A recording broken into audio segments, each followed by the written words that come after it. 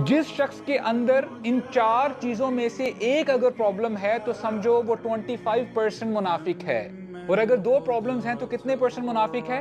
50%। 3 है तो 75%। और जिसके अंदर ये चारों बीमारियां हैं तो समझो वो खालिसतन मुनाफिक है। अल्लाह के नबी ने फरमाया ना कि उसकी 3 निशानियां हैं, और एक हदीस में फरमाया मुनाफिकीन की 4 निशानियां हैं। इज़ा हद्दथ कज़बा, जब भी बात करता है तो झूठ बोलता है, जब अमानत रखी जाती है तो खियानत करता है, और जब वादा करता है तो वादा खिलाफी करता है, और जब बात करता है वो बात बहस पर उतर आती है और फिर गाली गलोच पर उतर आता है।